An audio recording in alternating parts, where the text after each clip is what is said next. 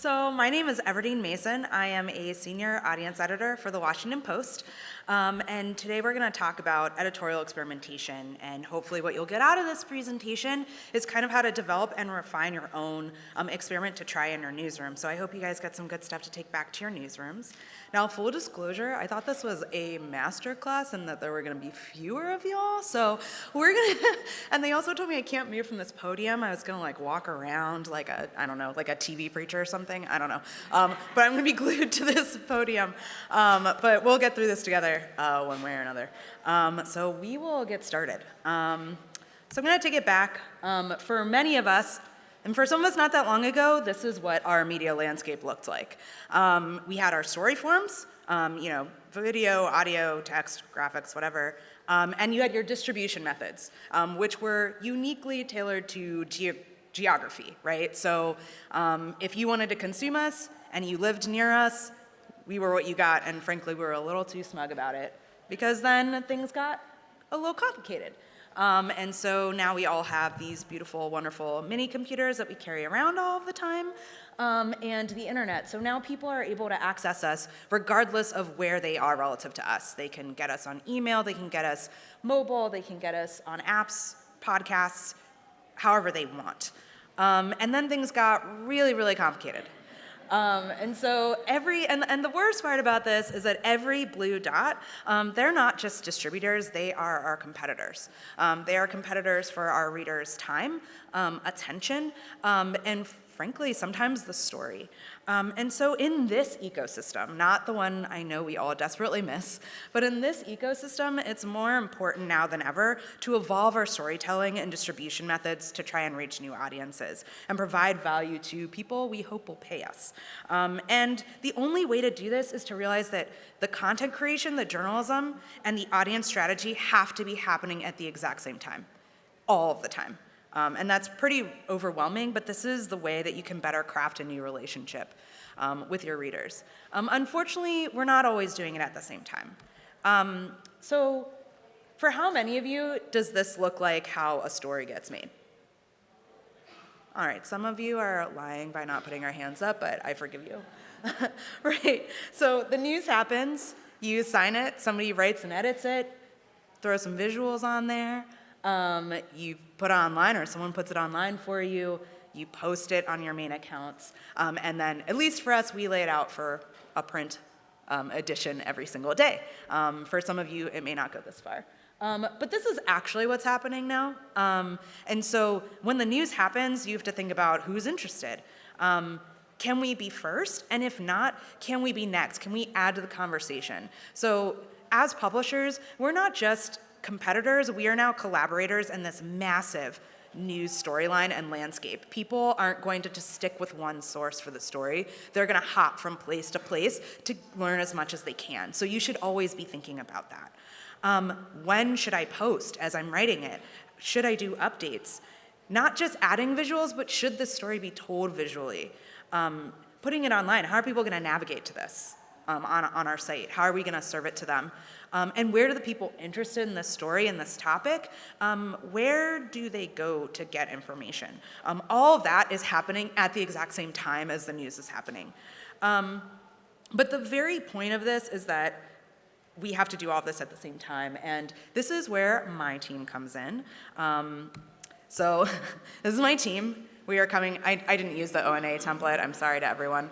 So this is my team coming in to save all your lives. So basically, my team is a new team at the Washington Post, and we are responsible for teaming up with editors and helping them set up and execute editorial experiments that are gonna help them get new digital strategies and find new ways to reach new audiences and their existing audiences.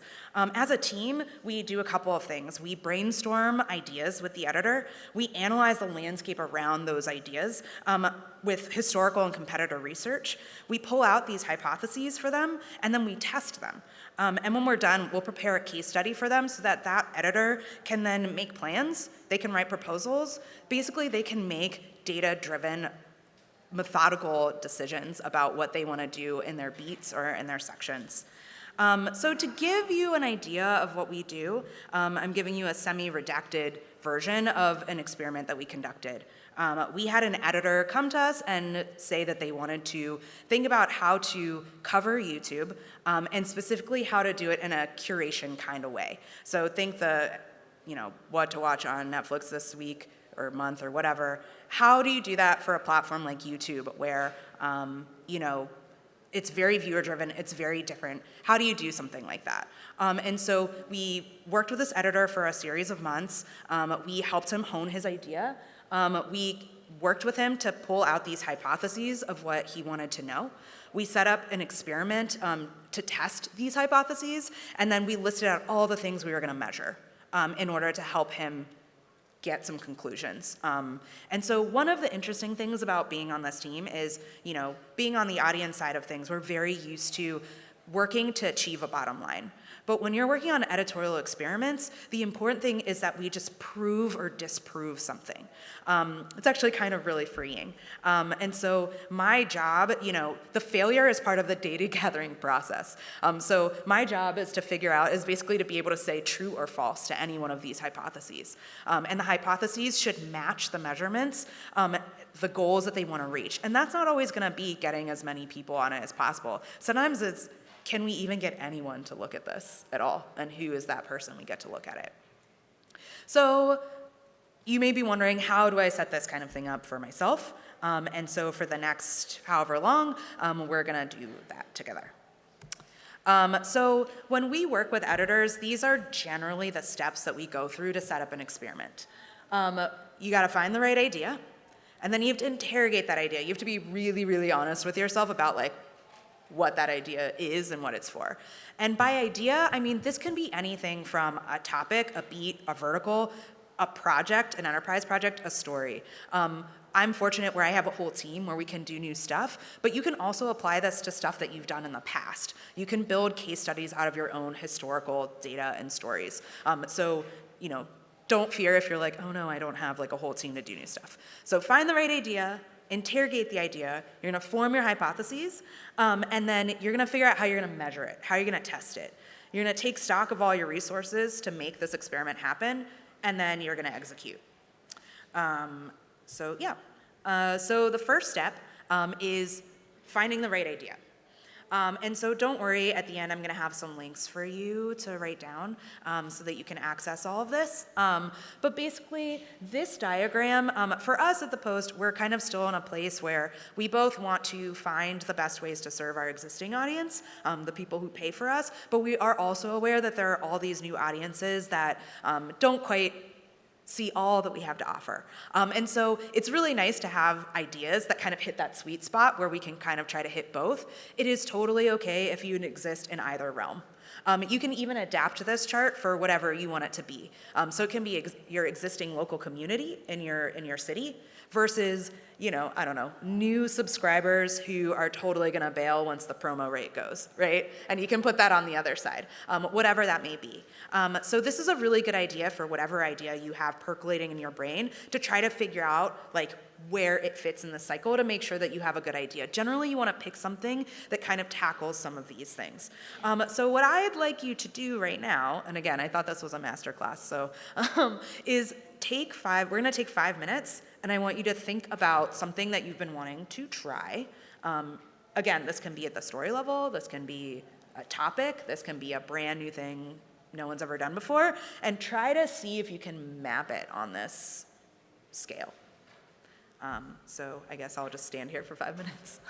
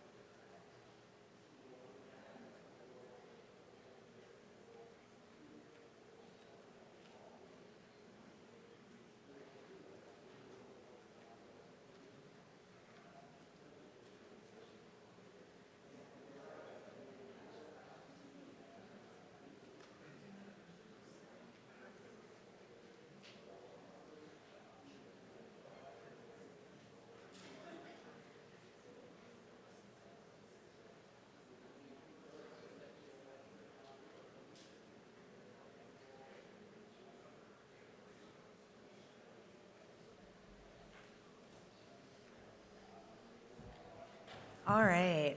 How we doing? Good? I just saw. I think that was about 5 minutes. Are you guys mad at me that I gave you homework? Only a little bit. So we're going to move on because we have more homework that we're going to do. So now that you kind of have your idea, you've sort of vetted it, these are questions that we ask the editors that we work with before we even really work with them. We feel like these are things that they should be able to answer, or at least get around an answer before we start setting up any experiments at all. And again, don't worry, we'll have some links. You'll be able to have this for yourselves and add to this list. So we're going to ask questions like, are we hoping to engage with our current readers or acquire new ones? Where do we think new readers are learning about this topic or idea? This is where I said, interrogate yourself, for real. Do you think the readers you want this? And, be really honest about that.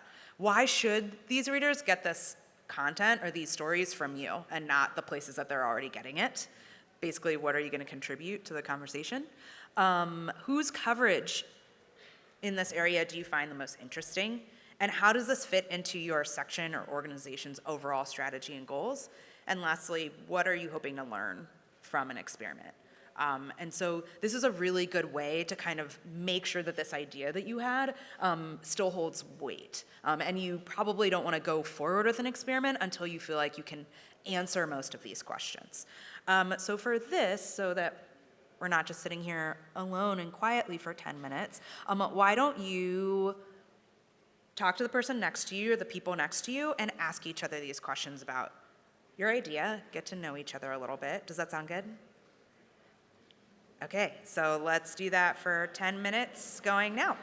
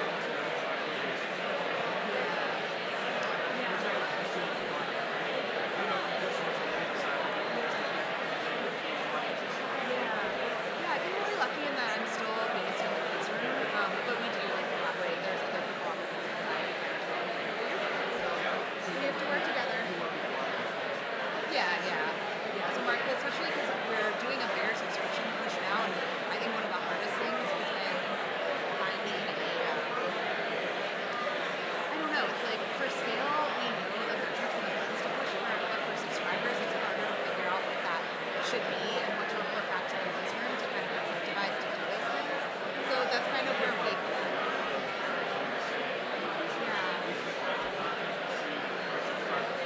yeah.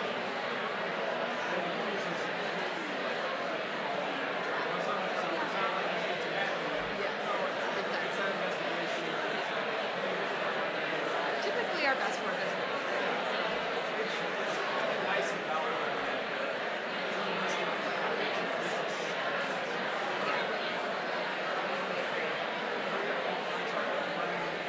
it's energy. Nice to meet you. Yeah, they're doing all the work for me.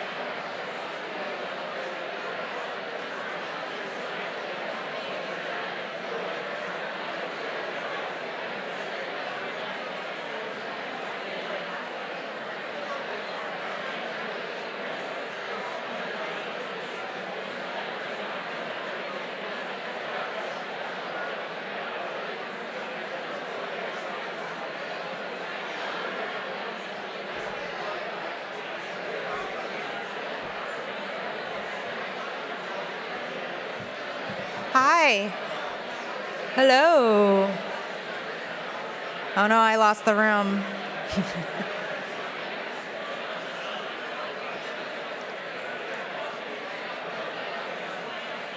All right, folks.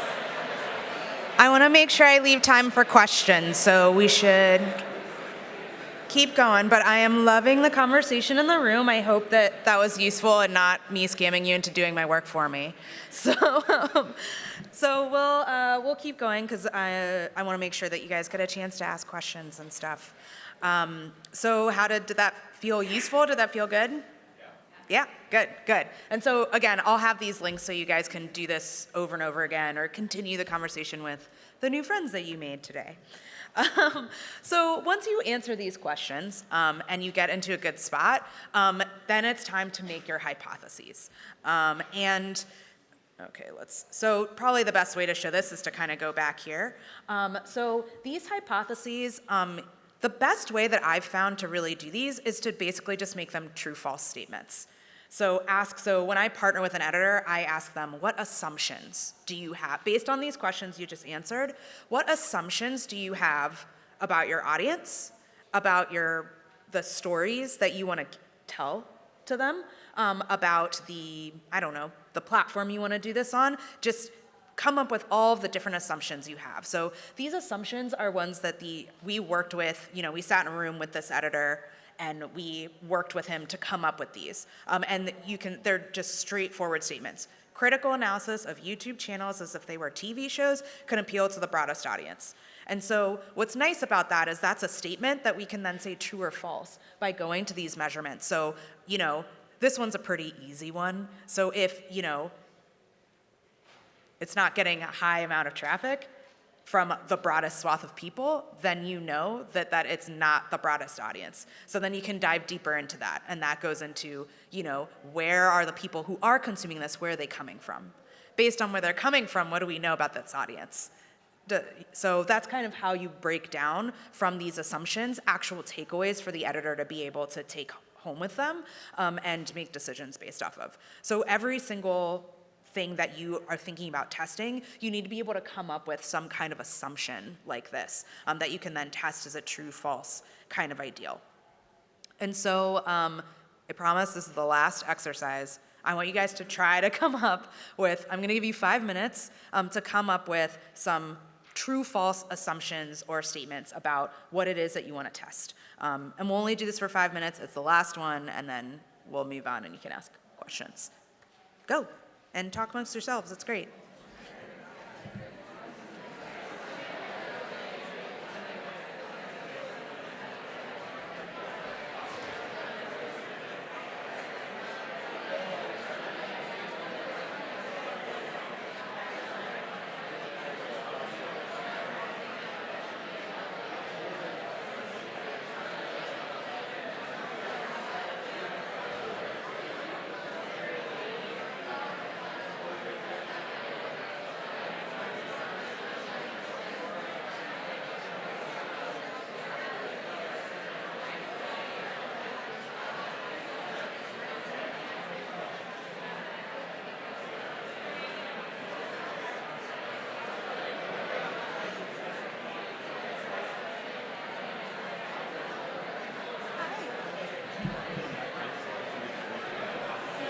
Yeah.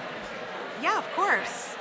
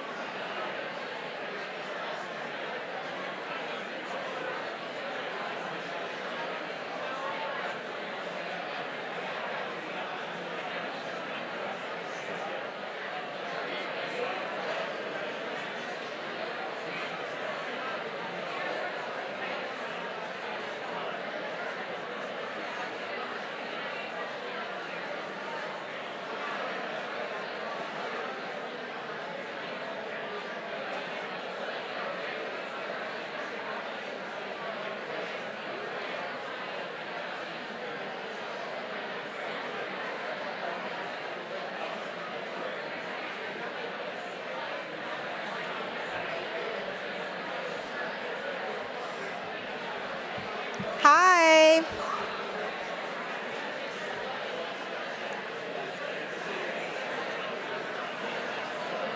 Hi, everyone. I know. You remember in like kindergarten where you did like the claps? Does anybody remember that? Where you have to be like, thank you, class. Thanks. How was that? Do you guys feel like you got some hypotheses to work on? Good, good, good. So that was the last exercise. We'll get through these next few slides, but hopefully that kind of sets you up to keep doing this work or keep iterating on this when you get back to your newsrooms. So the next step after you have your hypotheses is first you need to figure out what analytics you have access to. You've basically got to love analytics. And so you want to take stock of all of the data that you have access to. This can be your own in-house stuff.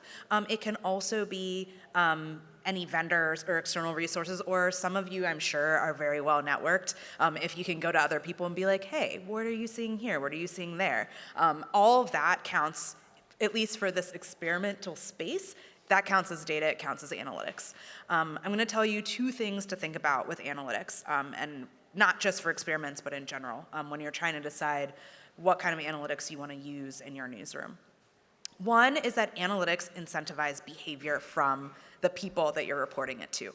So you want to be careful that whatever metric you decide is the one, and really you should never just decide on one because things are complicated. Whatever you decide on, you have to be aware of what that may incentivize the person you told it to do. So if you say, hey, like, scale, scale, scale, that's where you get the universe that we were all in, like, I don't know, 6 years ago, where we were paginating stories where they didn't need to be paginated, right? So that's number one. And number two, which is kind of an extension of number one, is that in order for this to work, in order for you to kind of understand what to create based off of the analytics you have, you need to understand what metrics tie back to reader behavior. And so this is an exercise that all of you should do on your own with your own software or whatever you're using, is for every reader action on a page. The reader clicks on this link and they end up over here. You need to be able to chart back what that number is. And once you know what that is, you'll know what kinds of things you need to make that needle move. And from there, you can really start to build out an understanding of how people are behaving on your website.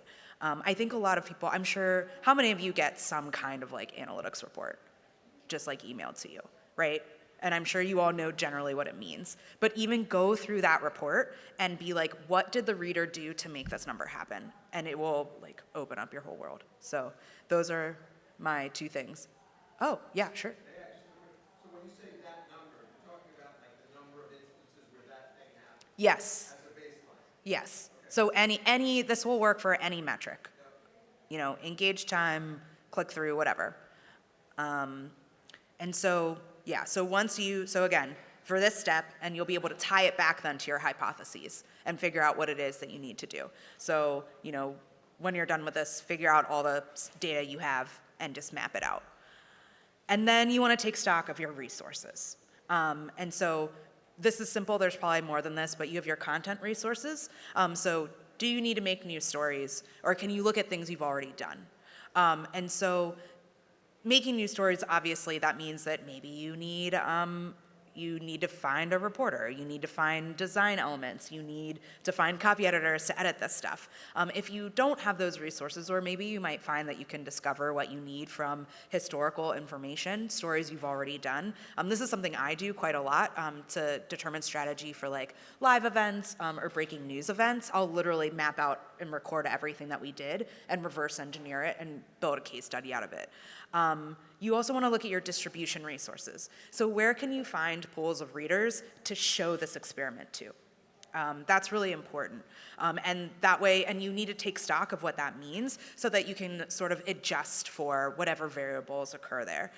So for example, we recently were testing a type of story method, and we tested it on Instagram stories. And so we know automatically that Instagram stories, there's a certain kind of reader and there's a certain kind of engagement. So we're gonna have to adjust whatever we learn there. If they want to take it back to the site, we're going to have to adjust for that since we didn't test it on the site. So now, once you have all of that, you've got your idea, you've got your hypotheses, you've got how you're going to measure it, you know what your resources are, and now it's time to make a content plan. So I'm just going to show you a template of kind of how I mock up these content plans, and I share these with editors, give them a couple options, and then they'll be like, yeah, do that one, is basically it. And again, I'll make this available in links. Does this look really tiny? It does. Hopefully that's better. And again, I'll share this with everyone. So basically, I do something like this, where I write out exactly what I'm going to do. So it might be like, I'm going to write X amount of stories on this topic and distribute it here. And I give story idea options and some examples. Then I list out all of the data that we're going to collect based off of this information, off of these stories or what have you to do. Then I'm going to list out the hypotheses again, like just because I like doing it. It helps to remember what your goal is. I'm going to list the time period. The time period is going to be really variable depending on like what it is that you're trying to find. Really, you want to gather as many instances of data as you can. The more reference points you have, the more high confidence that data is going to be. But it's also okay if you can, we had one experiment where we're going to do 50 stories in like 8 weeks, right? And so that's not like the whole site or anything like that, but that's like enough, that we can kind of make some conclusions and see some patterns. And then you'll determine how long you need. For us, our experiments tend to be 8 to 12 weeks. I'm sure we'll run into one that we'll want to do for longer or even shorter, depending on what it is. And then you want to list your required resources. That will also help you determine how much time you need. And this last one is pretty important, the risks and considerations. So this is where you're going to list, I like to call them editorial holes, where you might fall into snags where you might confuse a reader, or you might mess up with something else that's going on the site or in your organization. This is where you're going to put your variables, basically. If time of day, if your experiment happens to be based on the news cycle, those are all considerations that you're going to need to evaluate all the data that you're going to collect. So let's go back to this thing. Oh no, I lost my presentation. Oh no. Also ignore my desktop, I'm so sorry. Look away. Okay. Okay, sorry about that. That was embarrassing. So that is my whole spiel. That is how to build yourself an experiment. You can go to these links. I tested them myself before I got in, so they should work. And that'll give you the exercises that we did today. It will give you the experiment template that you can use and adapt for yourself. And it'll also have the deck that I just presented today. And you can reach out to me at my handle. I respond to most DMs, so feel free to contact me there. I don't know if we have a microphone or something, so just I guess yell really loud. So yeah, blue shirt, glasses, yeah.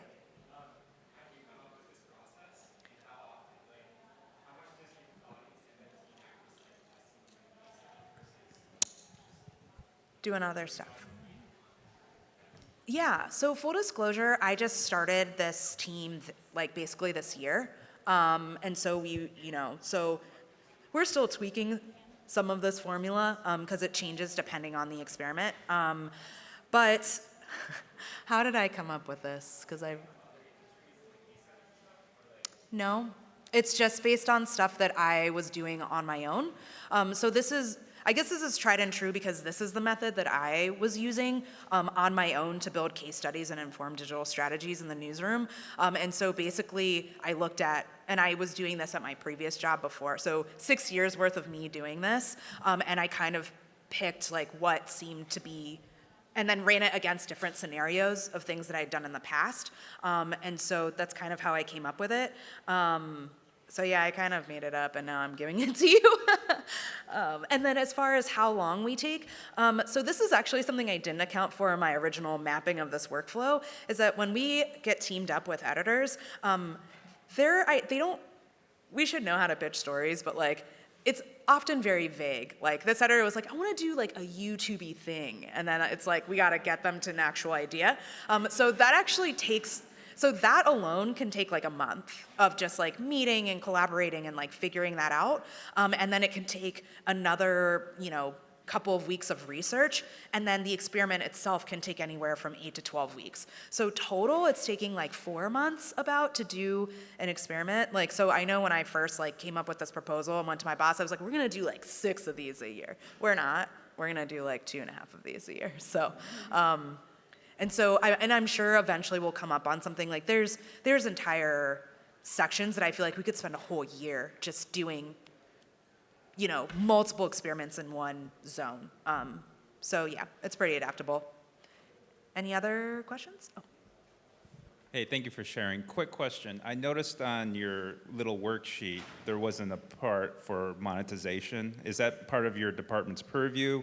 Is that something that you had in the KPIs, like subscription conversions? So I am very blessed and kind of a brat in that I'm on the newsroom side very, very seriously. And so I don't actually, I take it into consideration as much as like, I care if people subscribe. And like, let's be real, traffic is a proxy for money, but I get to pretend that that's not it. So, I get to use traffic as a reader proxy and determining what that is and tailoring it best for that. So, although there have been instances where I may touch base. So our marketing department, for example, they are able to do panels and actually get our content in front of people so I can get surveys. So I team up with them on that, and I'll be like, and we all win, we all get information out of that. So that's about as far as I get into the business side of things. This gentleman, there's a microphone coming your way. Thanks, Everdeen. Great job. Do editors come to you wanting to do this, or do you go to them and say, we have to do this? And what are the challenges of either of those approaches? So this is a little interesting where actually it kind of goes both ways, but I don't know, our newsroom has been pretty collaborative with audience for a while, so generally people are excited to work with us. And so actually what normally happens is our managing editor tells people to come find me. And so they kind of already know like what they're gonna get, and then we consider whether this is the project we wanna do now. So it's kind of a loop of like, what are we equipped to work on, who wants to work with us, and then what are kind of the newsroom priorities that they're interested in. So it's that. I think one of the harder things about this, and really any audience work that I'm sure you all have experienced, is that people are excited to work with us, but they also want us to do all of it and then do it forever, instead of actually like doing it for themselves.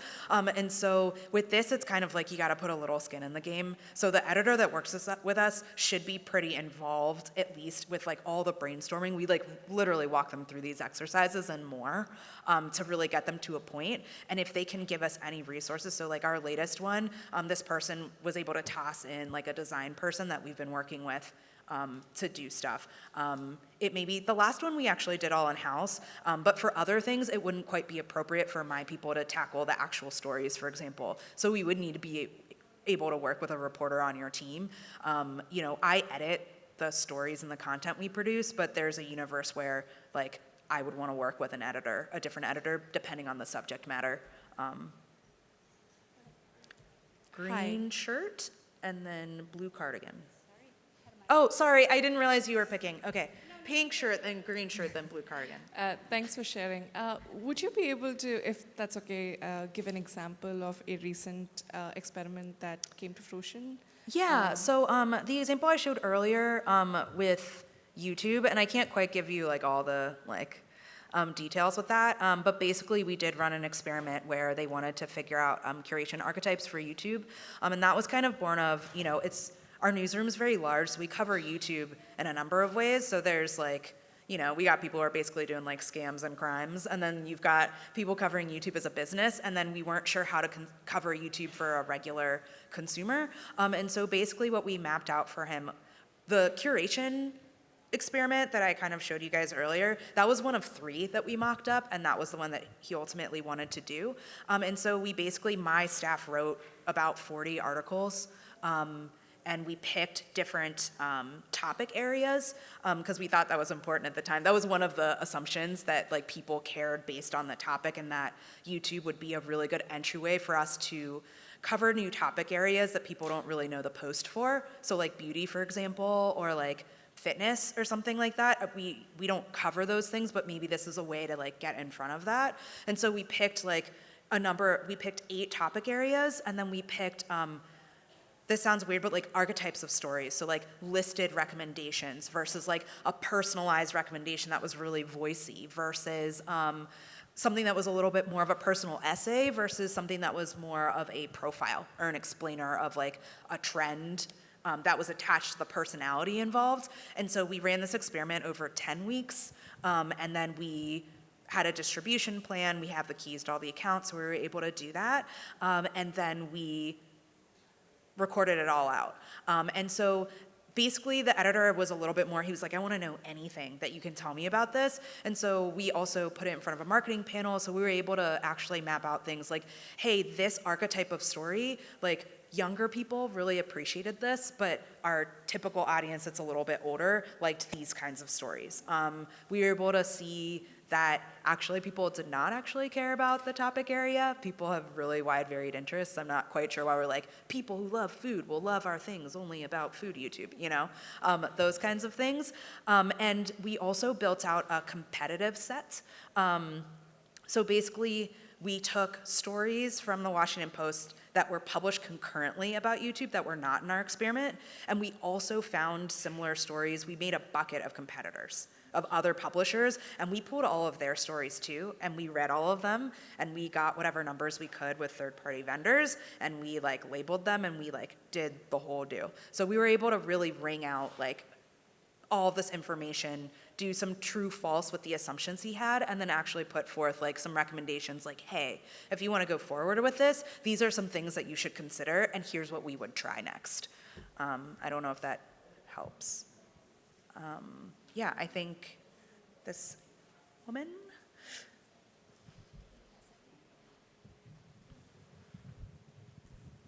How do you share the results of your experiments so that not every single desk is running the same experiment at the same time? Yeah, so, well, we're the only team doing this, so we can only do one at a time. So that they won't happen at the same time. But also my like quiet dream is to have like my own like library of like experiments, so when people come through us, we can be like, we have this that we did. And it's also good for us too, because like it's sort of like we're looking at the 10,000 foot view at the ground view at the same time. So if somebody comes to us again and they want to do something around curation, we already have these archetypes and we know what happened, so we can like build off of that. So that's really good. But basically the way that we share it is we literally put together like a document, like a case study document with like a table of contents, and we make charts and graphs and we label it, and then we build a deck too. And so we give that document to the editor, and then we set up a meeting so they can ask us a lot of questions, and we go through the whole deck with them. And then I'm crazy about documenting. Like I literally have everything in Dropbox so that I can link to whoever needs this information.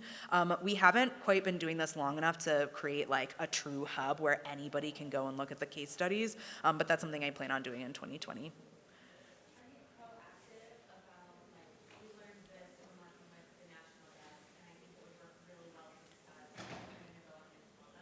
So actually, I've been reporting that up. So to the managing editor of all like digital. So that's actually something that I actually I was very much like, I want to do this cool experimental thing, and I didn't actually even realize how big the implications were, because we did this YouTube experiment and we did present it to the managing editor, and he was like, I want you now to write up what this looks like in this department, this department, and this department. And so that's actually something, but it kind of comes, I think something that really helps me be able to build something like this from scratch at a place like the Post is that I do have buy-in from somebody like who's an executive editor, and so I can go up to him and then he can take it back down or across. So I'm fortunate in that way, but also I'm pretty vocal about getting in front of people when I need to. I have the mic here. Hey. Hi. So what advice would you give to smaller newsrooms that don't have like a dedicated person that can do these experiments? Would you try to get a bigger group of people involved in the newsroom so that everybody can pitch in, or would you really try to keep it small scale? What advice would you give? So I would try two things. The one thing I would really start with is doing a version of this with stories that you already have and looking at historical stuff, so you don't have to do anything new. Anything that you're doing in your newsroom, like you've probably done it a couple times, some things you maybe have done for years. And you can use these same things and then just look at your past stories and twist all of those analytics to figure out what happened. You could even, depending on how evergreen they are, you could even re-promote them or retool them so that they get in front of audiences again. And you can be really upfront, especially I think what's really nice about working at a local is that your community is a lot more attuned with you. You could probably be pretty upfront with your community and be like, we want to know like what you think of this run of like 5 stories and how we've like framed them and just get feedback that way. So I would start with things you already have so you don't have to make new things. The next step beyond that is experimenting on things that you know are coming. So this is something that when my team's not working on these big things, they're embedded in other sections, and this is something I encourage them to do on their own in their sections. So my guy who's embedded in the sports desk is really good at this because they're pretty events-based, but he'll know a big enterprise piece is coming up on like, you know, how climate change is affecting sports. He'll know this big project is coming, and he will automatically, in the background, set up like this exact same experiment, and he will test it himself. And he'll look at those analytics, and then he'll write up like a little report, and he actually takes that to the section head and says, this is what I learned from this like 3-story series that you did, and they were already gonna do that. And so like that's a way to then inform things that are going on in the future. And that seems to work pretty well, and that takes, you know, one person being fairly attuned to what's going on. So that's kind of how I would tackle it if I was on my own and at a smaller organization. Any other, oh.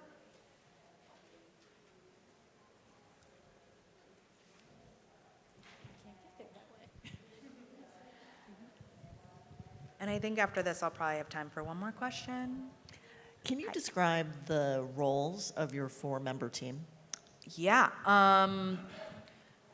Okay, so they're all pretty much generalists, and I actually, I just hired some people who are gonna start soon, but I don't know if I can announce who they are. Anyways, so basically everyone is embedded in different sections, kind of.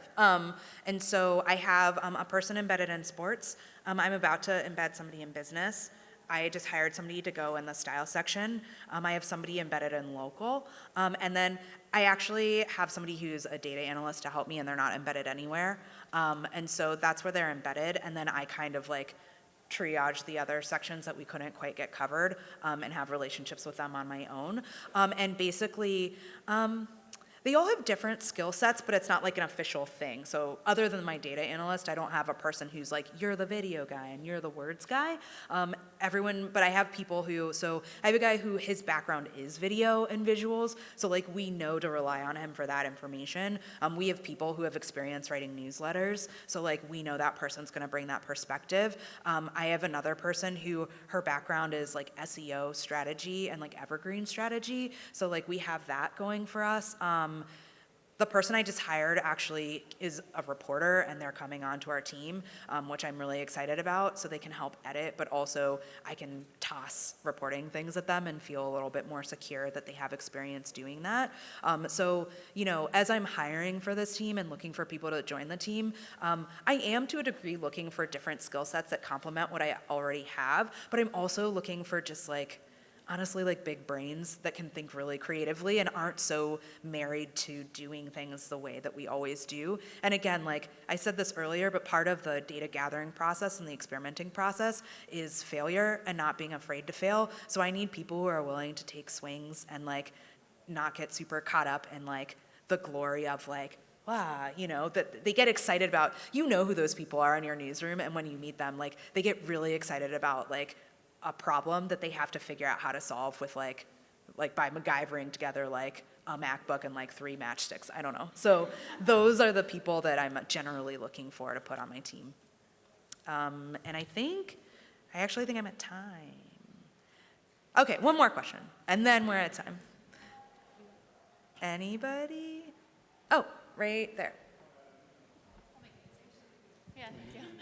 I work at a smaller news org, a local news organization, and they recently put me in the role of digital engagement editor. And so we're starting out on this frontier, and I get a lot of pushback when I want to answer those questions. And so I'm wondering kind of what your response might be to somebody who, okay, we want to do this new event. Who's our audience? Is this our current readers? Are we trying to acquire? The response I often get is, well, we just need to test it out and see, and then we'll be able to answer those questions. I'm wondering what your response might be to that. So that's really challenging, and I mean, this might sound kind of flippant, but I just remind people that our purpose, every reporter wants to get read, and our purpose is to serve a community. So if you're not thinking about the community that you're serving, that's like sort of the whole point. And so I just remind people of that, like, you want to get your story read, and I'm trying to get it read. And like, the thing is like, for big investigative projects, for example, like part of how you measure that is on impact, and part of how you measure impact is the people that it reached. And so I just kind of remind people of that, like, in the same way that people maybe, and you can tailor it to how people in your newsroom do it now, and then move them up the ladder. So, there are reporters who, to them, their feedback on the impact is the emails that they get, right? And so you can start the conversation there. To other people, it's the comments that they get, right? You can start the there. Others, it's that, they got a phone call from the person they pissed off when they wrote that story, right? And so like that, you can start the conversation from those points, because the thing is that like journalism naturally is already about addressing these questions that I put up here today. We just never had to really like match them to numbers, or we could sort of delude ourselves into just like thinking that these things existed for us, and now we know whether they do or not, and like where they are, and we can challenge our misconceptions about how people are consuming our stuff. So I would, you could go the like hard ass route and be like, look, this is our job, or you can go the like, let's start where you're at, and then I will teach you how to get to here. All right, thank you all so much. You can get everything from here. Thank you for your time.